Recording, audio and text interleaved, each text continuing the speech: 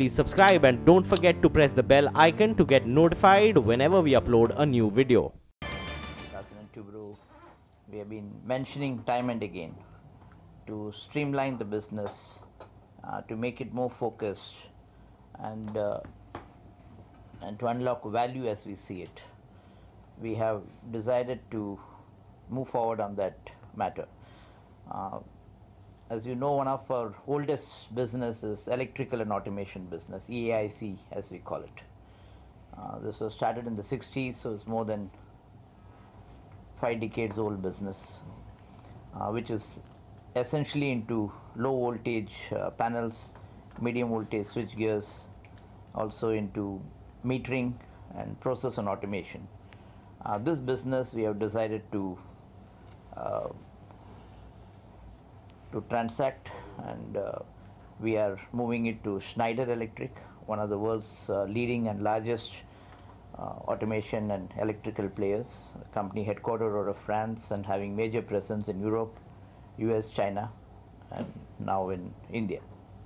It's Schneider, as you all know, is a 24.7 billion euro organization, and it's one of the best companies to house this business of ours. It's been an integral part of L&T Biz, but as we move forward on our path of infrastructure, construction, EPC, manufacturing, defense, and certain services, we feel this business does not fit into a long-range thinking. Business also requires a fair amount of R&D spend, tooling, and such other factors to keep it positive and moving. So we believe Schneider is a good company to handle that, to take it forward. So today in the afternoon, we have signed the agreement to Schneider. It's a share purchase and a business transaction agreement, but that is just the initial process. As you know, such transactions would require a lot of regulatory as well as competitive commissions approvals. We expect that that will go on. Cannot predict a time, but maybe 12 to 18 months. So real transaction will only occur at that time. So till such time, electrical and automation business of L&T would be run by L&T, and Schneider will continue its business as they deem fit in India. As and when we get all the regulatory as well as competitive commissions approval, the real transaction will be effectuated, and then we'll see how to move it forward. This is a 14,000 crore enterprise value transaction, and we have done it with the best interests of both our existing employees of the L&T EAIC, looking at Schneider's business growth and what we believe is the comfort level of us to place the business there, because it's like moving forward an integral part of ours which has been with us for a very long time. So all such matters have been looked at, carefully thought about, fair amount of discussions have taken place, a lot of detailing have taken place, huge amount of management discussions have taken place, and that's the way we have moved it. So that is 14,000 crore you will be getting, sir. So can we refer that this would be again invested in technology related businesses only? At the moment, let's focus on the matter at hand, which is a transaction that has taken place. 14,000 crores is some time away to receive. Many approvals and various other transactions that will take place. Naturally, we do have plans as to what to do with it. Many options are available. We'll come back to you on that as is appropriate. So what was the main trigger for classifying the electrical and automation business as a non-core asset? Is it because L&T felt that beyond a point you could not scale it into $1 billion business? And also, if you could tell us about what was the reason behind the delay in the announcement of this deal? Was it perhaps because the deal has been in the making for a long time? Was it because there were differences on valuation, or perhaps in terms of expectations? One by one. Let me answer your question. I think you asked 2-3 questions. Let me see how to answer one by one. One does not speculate on a deal. It's not that we didn't want to announce it. The agreement has been signed only today. Sure. The EAIC business is a 5,000 odd crore business, so it's not a small business. There are many sensitivities associated with it. And when a multinational company comes to India and does a transaction of this nature, it's for a long term from their point of view. And from our point of view, it's a business which has been for more than 5-6 decades with us. We have to ensure that it is housed properly, the employees are taken care of, the workers are taken care of, and the stakeholders are satisfied from all facets.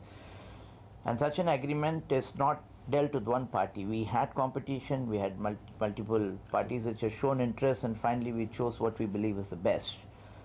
And having said that, once the transactions occurred at about 3 o'clock today afternoon, we made the announcement, and I think that's the right way to go about it. The second part of your question on why did we move away from AIC.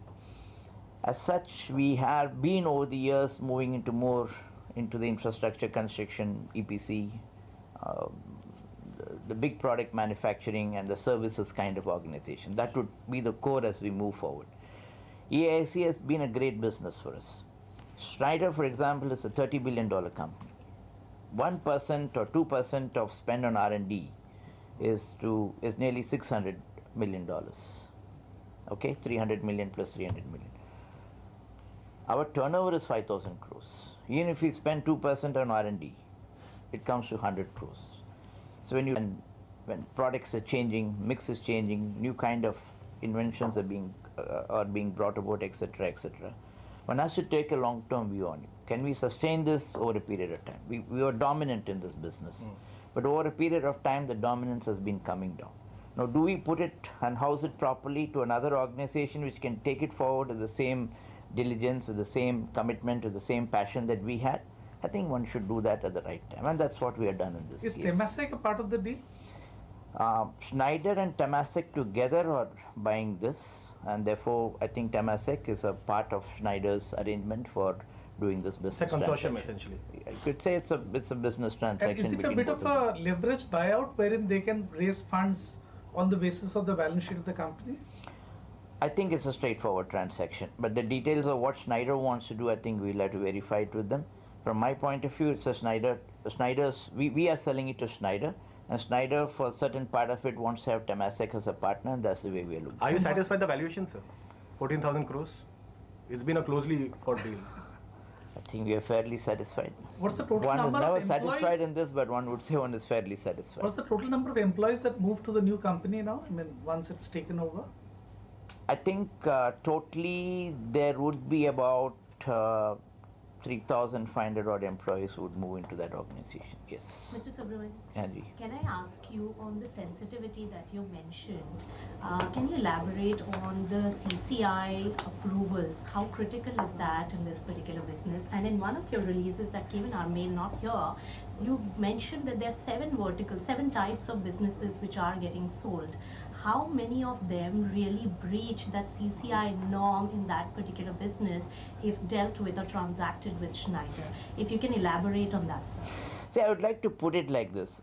Ultimately, when you do a business transaction of existing business within the country, there are various regulatory approvals, and one of them critical is the Competitive Commission, because Competitive Commission does have a view on this.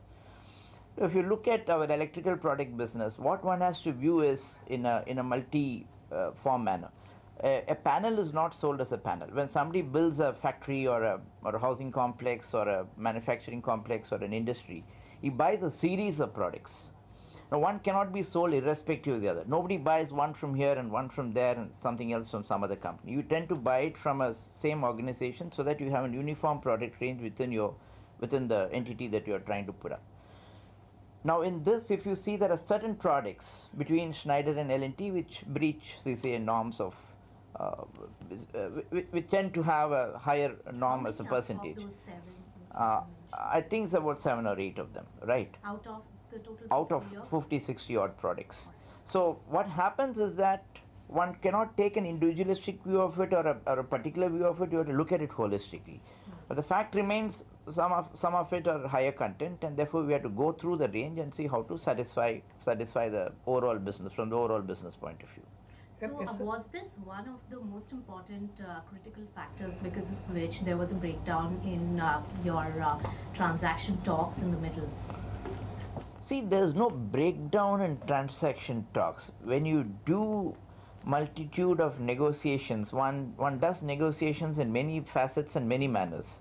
So you could say this was one of the methods. Issue, one of the derailing factor at one point, and then you came out with one. I would not want to reveal that because it is never in the public. In negotiations, many things happen. In meetings, I smile sometimes, I get gruff sometimes, and these things happen in meetings, and that is part of it. I wouldn't put it as it was a breaking point or anything. Yes, sir, let's explain the valuation for us. I mean, what has been the benchmark valuation? How did you go about it? I mean, it's almost like 3 times the sales, right? I mean, see, normally if you see the electrical business, product business, there are valuations there, upwards of 20x. okay. And that is what we have done here. So this kind of valuation in such business is not unusual because this leads to, this is a product line and this is specific product lines, and this tends to have that kind of valuation because what you're taking is just not an electrical business. You're taking tool rooms which are of immense value. You're taking skilled work sets which are of unmeasurable value. These are workers who have been there and engineers who have been there for ages. You're getting hold of a marketing network, distributor and channel partner network which takes decades for people to build up. So it is just simply not a multiplication of EBITDA, but a sense of the business spread of moving into the territory of India to have a say on electrical business lines. And therefore one tends to view it as that. And when you tend to view it as that, you tend to pay the valuation for it because this will take you another 40 years to build up. It has taken us 60 years to build this brand and recognition. You go to any parts of India, you find L&T switchgear. And that has a value. It's beyond just multiples, it's also an enterprise value for it, and that's what has been captured. And SNS, how does the deal impact your profits, your margins going forward for L&T as a whole? This business at about 5,000 crores, if you take last year's results, about 4.5% of L&T's overall sales. And margin was commensurate with that business.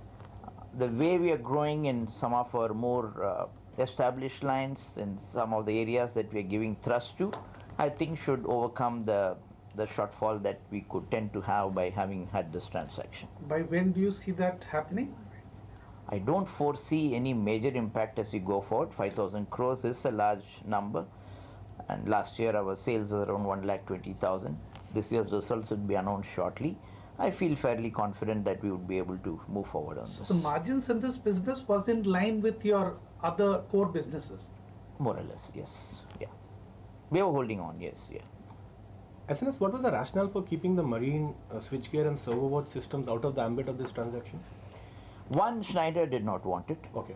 And two, we have a marine defense business which is, and therefore it had some congruence with it. And second, in the defense line, sometimes when you're there, the defense organization also prefers the existing vendor who has supplied, that to be being a local, to continue to take interest in service. Some of it is long term, 5 years, 7 years, because once you loaded a system onto a ship, you have to continuously service the naval vessel.